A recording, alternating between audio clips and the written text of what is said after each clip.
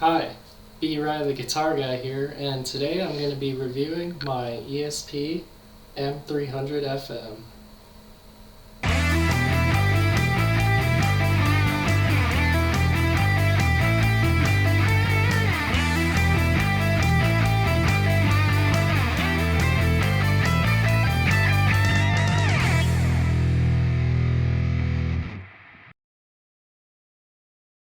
Alright, so first things first, let's go ahead and talk about some basic specs about this guitar.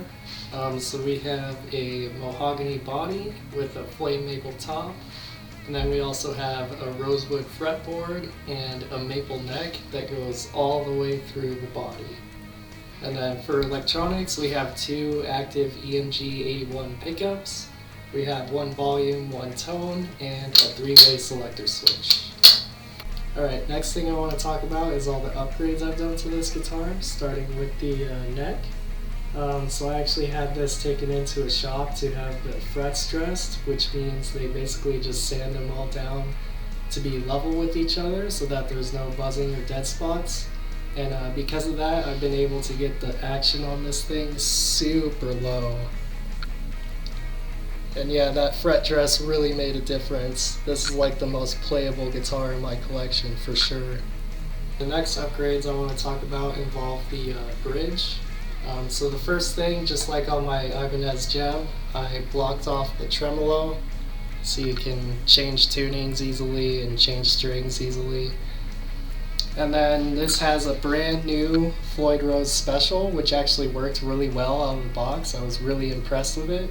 And I decided to upgrade it with steel parts anyways, just to make it last longer. Alright, and the next upgrade I want to talk about is purely an aesthetic one, but I got these abalone top guitar knobs put on there, and I just really like how they look, and I like how they still have the numbers on the side, so you can tell where you're at with your volume and tone. And yeah, I think they just look really good on this guitar. Moving on to headstock upgrades, let's start here at the nut. I got some steel bolts here on the locking nut to improve the tuning stability.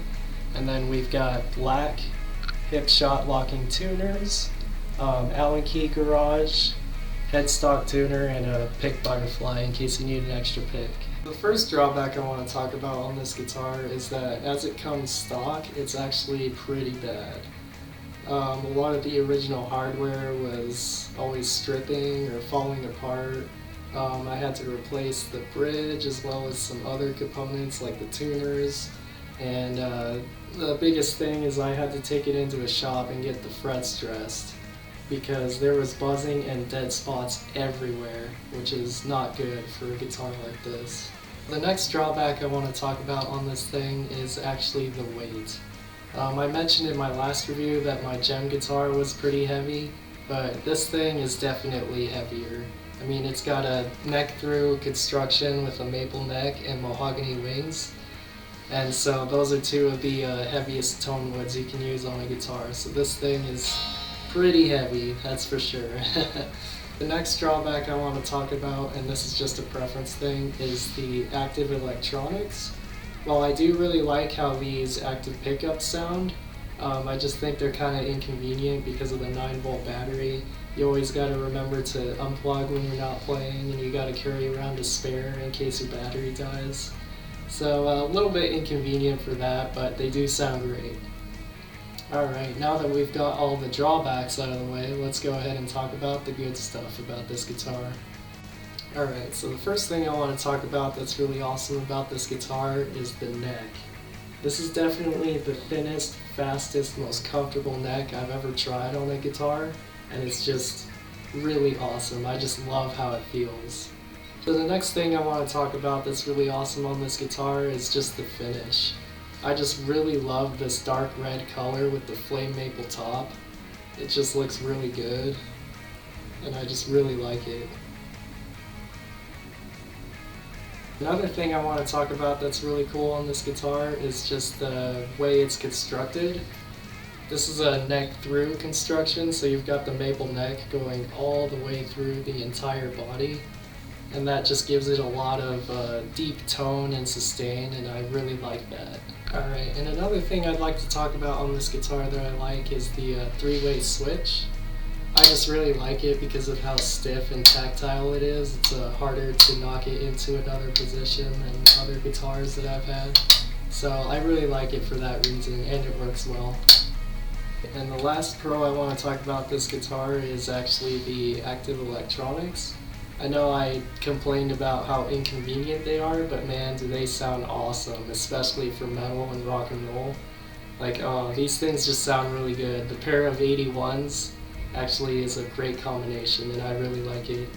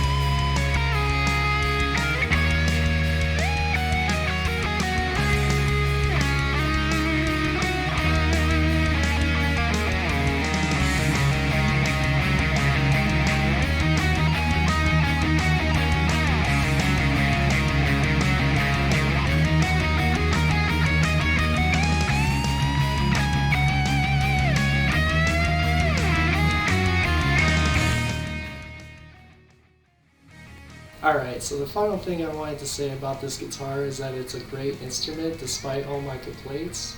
Because of all the upgrades, it's definitely made this thing the most easily playable guitar in my collection. I mean, this thing plays like $1,000+ professional instrument because of the upgrades. And you can pretty much do that to any guitar you want. It's just you have to be willing to put the money and work into it. For me, it was worth it because I really like the red finish.